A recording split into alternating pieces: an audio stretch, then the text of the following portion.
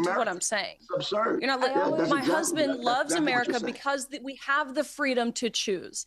He loves that we have the freedom to our religion. We have the freedom to press. We have the free. No, it is exactly what I said. If you would listen, I said my husband loves the freedom. Riley, look, let me just jump in. Riley, I would say that in relation to him assimilating to Western culture, just to remind viewers, Britain is part of Western culture, obviously. So the assimilation is not enormously difficult because he's British. Entirely, agreed. But I agree. We are a Western culture. I don't feel like. I don't feel when I go to America that I'm entering some vastly different cavernous new culture. Natalie, let me bring you in here. This whole debate about whether people who are in the country illegally are breaking the law. I mean, it is a crime. I'm surprised to see a mayor of a major city trying to suggest that it's not a criminal offense to be. Before we dive into the full story, comment where you're watching from, and don't forget to like and subscribe so you don't miss the next one. Now, the clip you're about to see is honestly one of those moments that perfectly captures the chaos of modern political debate. On one side, you've got political commentator Tyler Cohen and Newark Mayor Ras Baraka stepping into a heated discussion about immigration, identity, and what it actually means to be American. And on the other side, well, let's just say the opposition comes armed with plenty of confidence, but not nearly as much substance. In this exchange, you'll see Riley Gaines and another conservative panelist attempt to frame a very familiar argument. The idea that patriotism, immigration policy, and being American can somehow be measured by a narrow political checklist. It's the kind of argument we've heard again and again in today's culture wars. But what makes this clip so interesting is how quickly that framing starts to unravel once the conversation gets going. Because once the debate actually begins, Tyler Cohen and Mayor Baraka start pressing on the logic behind those claims. And when that happens, the confident talking points suddenly start looking a lot less convincing.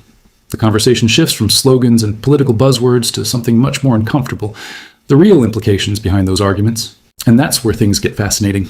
Instead of the usual surface-level debate, what you're about to watch turns into a full-on breakdown of the idea that anyone gets to decide who is American enough. The discussion touches on immigration law, constitutional protections, and the broader values that the United States claims to stand for. So, rather than interrupting the clip every few seconds, I'm going to let this exchange play out in full. No stopping, no jumping in halfway through. Just watch how the argument unfolds and how each side tries to defend their position. Then once the clip finishes, we'll come back and break down exactly what happened here. Because there are a few moments in this debate that really say a lot about where political discourse is right now. All right, let's get into it. Baraka, welcome to your uncensored debut. You're the Democratic mayor of Newark. It seemed to me that the two moments, if I was a Democrat, where I would in the morning be wincing, one is the one I mentioned to Brian, where I thought it was really reprehensible of Democrats to not stand up and show some respect to Anna Zarutska. But secondly, of course, this whole moment that Trump clearly set everybody up for, specifically hoping for the result that he got, which was a question. And it's a question I'll just ask you as a question, which is, do you believe the first duty of the American government is to protect American citizens, not illegal aliens? I think the first duty of any elected official is to uphold the Constitution of the United States and uphold the Constitution of the state that they're in. That's what we swear to when we do our oath, when we are sworn in any form of government at any level, to uphold the Constitution. And the Constitution clearly defines how our behavior is and how we should act. And who's protected, and everybody's protected based on our Constitution, based on the 14th Amendment of the Constitution, based on the 4th Amendment, based on many amendments. It's very, very clear who should be protected, and that's everyone who steps foot on the soil of our country. It's clear. But that's not with respect, everybody. Mr. Mayor, with respect, that's not answering my question. The question is actually very straightforward. It's a very straightforward but do you believe answer. Okay, but the actual question is, do you believe the first duty of the American government is to protect American citizens, not illegal aliens? It's not a difficult question. It's not difficult. I just don't agree with the context. So you're not going to force me into that context. First, I don't believe that people are illegal aliens.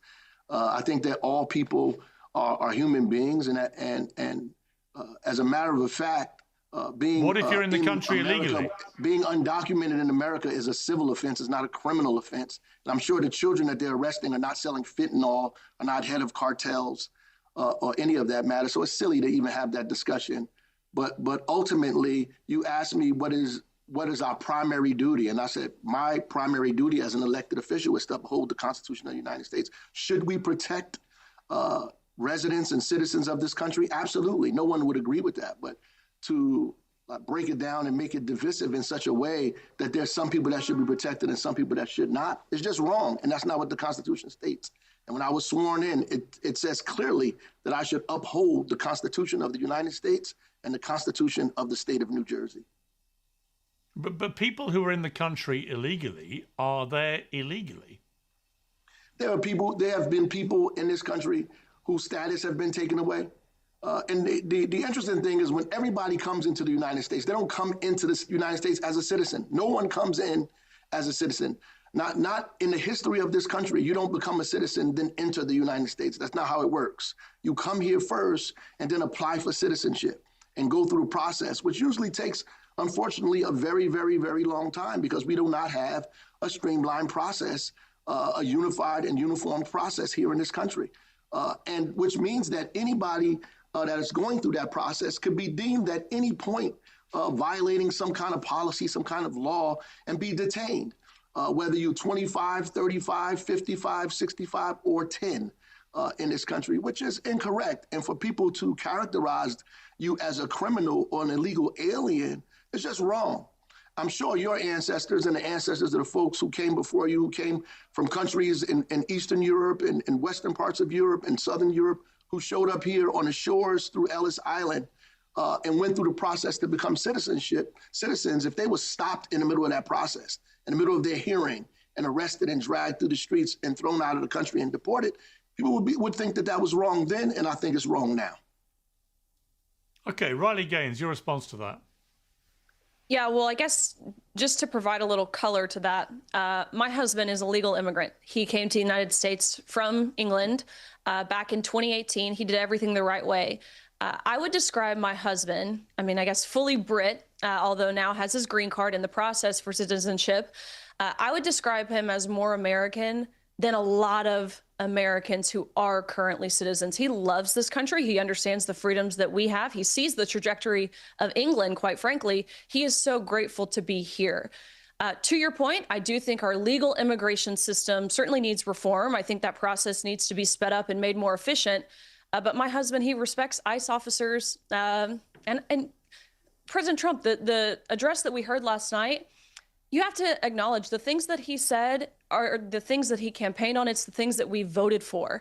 So in talking about mass deportations or closing down the border, 77 million Americans turned out to the polls in November of 2024. That's what we voted for. So to see an entire political party, I mean, in terms of elected representation and even how the mainstream media presents itself, who is totally unwilling to concede in any form or fashion to the point where they're not even able to say that their main priority is to protect Americans. I don't understand how that's not a disqualifying statement by, again, federally elected members of Congress. It seems to me as if that's an act of treason. If you can't even pledge allegiance to your own nation, that's a total act of betrayal, in my opinion. Yeah, I mean, Brian, do you think if you're in the country illegally, you've committed a crime? In terms of being here illegally, I mean, as the mayor said, there are civil offenses versus criminal offenses, and I think that conflating the two is a major issue. I would respond to Riley's statement before. I don't understand what is with this conservative movement to qualify somebody's Americanness. Who are you to say that somebody is more or less American because of their adherence to certain political issues? Isn't that inherently un-American? I guess my question for you is then just that: what is an American to you? It's whatever you want to be. We have freedom to do, to believe in, to say, to practice whatever religion we want to. And so it's so bizarre to me for you to say, someone... oh, my husband is more American because he salutes the flag and likes ICE officers. Who are you? Who is your husband to determine whether somebody is more or less American because of who they support? if your definition to what is an American is anything you want to be, whoever says whatever they want to be can be an American, which is the exact same answer you guys give to the question, the very dreaded, controversial question of what is a woman, then are you saying that someone who currently resides in South Africa, who has never even been to America, who says they are an American, I guess by your definition, this is such a bad faith reading of what I'm saying. Yeah. My question for you but that was your exact you just answer. Said your husband is more American than somebody else because he supports ICE agents. So explain to me how supporting ICE agents makes you more American than somebody who doesn't support ICE agents. My husband has fully assimilated to Western culture. He loves the freedoms that we have here. So it's assimilation. You have to assimilate, otherwise you're not American. According to Riley Gaines, if you didn't assimilate enough, you're not American. Right. I think in terms of what it means to principally, I'm not talking about legally, of course. I understand the argument of you need your paperwork, you need to be a citizen to be an American. Actually, you know what? This was one of the last conversations that I had with Charlie Kirk. It was that infamous influencer retreat in the Hamptons. Excuse me, did you just like groan to that, Mayor? I don't understand that. Help us. I said, God help us. I entirely agree with you there. God, please help us. Right. One of my last conversations I had with Charlie Kirk was he posed this question to a room full of us in the Hamptons, asking what is an American? And it left me kind of dumbfounded for a second because I didn't know, I'd never been asked this question. I didn't know how to answer this question. I never put thought into this question. But in thinking about it, yes, I believe my British husband is much more American than the members of Congress last night who couldn't even stand up to applaud no tax on tips, who couldn't stand to applaud a 100-year-old veteran who was being awarded a Medal of Freedom, or to applaud Irina Zarutska after being brutally and horrifically and graphically murdered. The good thing about being an American is that you get to choose what it is that you believe, your ideas. You could be a Democrat or a Republican. Kind of like you get to choose what it means to be a woman, right. Assemble, the freedom of religion. You can choose these things. You don't have to stand on one side or the other to be an American. People who I agree with that. That's called democracy. And people who are against democracy, in my mind, are anti-American. And what you're saying and what has been going on is anti-democratic, and so it's anti-American in my estimation. You cannot tell people that you have to agree with me, you have to believe me, and you have to follow me. No, you're not listening to what I'm saying. It's absurd. You're not. My husband loves America because we have the freedom to choose. He loves that we have the freedom to our religion. We have the freedom to press. We have the free. No, it is exactly what I said. If you would listen, I said my husband loves the freedom. Riley, look. Let me just jump in. Riley, I would say that in relation to him assimilating to Western culture, just to remind viewers, Britain is part of Western culture, obviously. So the assimilation is not enormously difficult because he's British. Entirely agreed. But I agree. We are a Western culture. I don't feel like. I don't feel when I go to America that I'm entering some vastly different cavernous new culture. Natalie, let me bring you in here. This whole debate about whether people who are in the country illegally are breaking the law. I mean, it is a crime. I'm surprised to see a mayor of a major city trying to suggest that it's not a criminal offense to be in the country. It's not a criminal offense. It's not my suggestion. It's actually the law. The law. And might I just add, Mr. Mayor, that if your paramount value that you care about is promoting and supporting democracy in the United States, a lot of these illegal aliens that you're importing into this country, the Democratic Party did for the last, decades, 10 million plus under Joe Biden, aren't exactly coming from countries that even have democracies, let alone some of them actually aren't even countries. They're failed states, enter places like Somalia. I think we all know what happened in Minnesota. Right. I've never heard a more verbose and rambling answer to what should be probably the most simple thing that you could answer, that your primary duty is to defend American citizens. I've also never heard Democrats uncritically bring up, the Constitution. I thought you guys hated that document. Right. But here's the issue, and here's what I would say, Pierce. Here's how I would reframe this entire discussion. This weaponization of what it means to be an American, of immigration policy, we can all sit here and give our culture war definitions of what it means to be an illegal alien, immigration, legal terms, whatever. The point is, reason why people are fed up with immigration and illegal immigration is because it's not actually about immigration. It is a scam that big businesses, all these donors that are funding all of those candidates and congressional members that you saw sitting at that State of the Union address, they just want cheap labor. That's all they care about. I'm sure that's that's all your donors care about. And that's why you're seeing a degradation of American identity, so corporations can suppress the wages of Americans. You're saying, wow, you know what? Your party can't even stand up for Americans who are hit by trucks, by illegal alien drivers. You think you care about the affordability, the lived experience, the economic reality of Americans? You can't even stand for killed Americans. You are repeating a false statement. No, there's an illegal alien truck driver that hit a 5-year-old girl. An illegal alien hit a 5-year-old girl who was president of the State of the Union. I could sit here for hours and give you the name of Americans who've been killed by illegal aliens. But you know what? The point is, we don't just need to allow illegal aliens in this country because they're not criminals. They depress the wages. They destroy the culture of this country. There's too many people. If you import tens of millions of people from other cultures, you no longer have a United States of America. Yes, you're seeing more than the GDP of Somalia be stolen from one state. You're seeing ethnic enclaves and Muslim enclaves happen in the state of Michigan. Look at Dearborn. Dearborn is not America. The more she talks, the more racist it becomes. The fact that she's saying people come No, I care about your citizenship. American nationalism, economic nationalism is about maximizing the value of being an American citizen. And you know what? Obama agrees with you, because if you look at the studies that Obama put out about wages, it's Black Americans who are the most negatively impacted by illegal immigration. Please don't talk over each other, because I can't hear either of you. Okay, guys, please stop talking over each other. I can't hear you. Well, you're both talking at the same time. The viewers cannot hear either of you. Let me ask the mayor. So I'm defending myself. Please, Natalie, let the mayor, Mr. Mayor, explain why you think Natalie's being racist. Absolutely. I think that, first of all, everybody, the fact that you mentioned people are coming from so-called failed states, people come here looking for democracy because they don't have it, looking for economic freedom because they don't have it. They're looking for, they're running from situations sometimes that are deadly, right? And so they come to the United States for safety, for security, for democracy that we've advertised to the world. So that doesn't matter. There were people who fled other countries that were not all of these countries she's talking about now, years and years ago, who came here from Eastern Europe, from Western Europe, from all over the parts of the world. For her to identify Somalia, just like the President of the United States did, to me is racist. At the end of the day, there are immigrants who come to America from all over the world. They want to choose who gets to come here and who doesn't get to come here based on their nationality, based on the country they come from, based on the religion they practice, based on the language that they speak. And she clearly identified by calling it an ethnic enclave. This is ridiculous.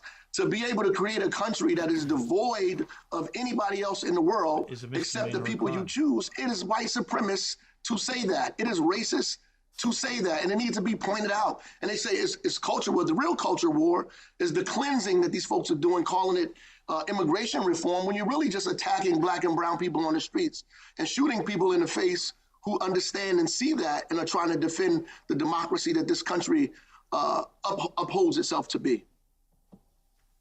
Okay, Mr. Mayor, I just want to clarify one thing that's been rankling me since you said it, because I've just checked. You know, is entering the United States without authorization or inspection by an immigration officer a crime? Yes. First offence, a misdemeanor, punishable by a fine or up to 6 months in prison. Offense. That's what I said. That's exactly what I said, Pierce. Yeah, I said it's a civil offense. But it's actually a crime, though. It is a crime. Your reluctance to call it a crime is interesting. If it's a civil offense, it's a violation. It's a civil violation, as opposed to a crime as a criminal offense. There are other types of immigration violations which may be civil, but actually the offence of trying to enter without authorization or inspection by an immigration officer is a federal crime. And it seems to me that this is a fundamental tenet of the law, right? If you try and come in without authorization or inspection, it is a crime. Well, we've acknowledged that it's a civil offense. The reality is there are people who are being targeted and attacked who are going through the process.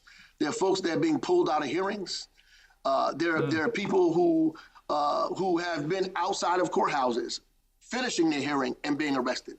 There are children who are going back and forth to school who are being arrested and detained, right? There are babies who are being detained and housed over periods of time. This has nothing to do with crime. In fact, as a mayor of a city, I can tell you clearly that if we solved for the immigrants in our city, our crime numbers would be extremely lower than they are now, because most of the crime in our city are not created by immigrants. It's just not. In fact, they are more likely the victims of crime than they are the perpetrators of crime. And this idea that immigrants are taking money from cities and states is ridiculous. I mean, they're immigrants who not only pay taxes, but contribute to the economy daily by purchasing goods and services on the open market. It's very clear. And to say otherwise is just not true. It's not proven. It's not true. It's just a talking point that Republicans and conservatives use to kind of stoke fear and division, but it's just not a fact. Okay, let me ask Brian Tyler Cohen. As we head to the midterms, let's move ahead to that. All right, I'm going to leave the clip there because there are a few things worth unpacking from that exchange. Immigration is one of those issues that sparks intense debate, not just in the United States, but across the Western world. You see the same conversation happening in the United Kingdom as well. Immigration has become a major political topic, with new right-leaning movements gaining traction and traditional parties shifting their messaging around borders, identity, and national values. The first thing that stood out to me in that debate was how the question was framed from the start. Piers Morgan tried to corner the mayor with what sounded like a simple question, but it was clearly designed to force a specific answer.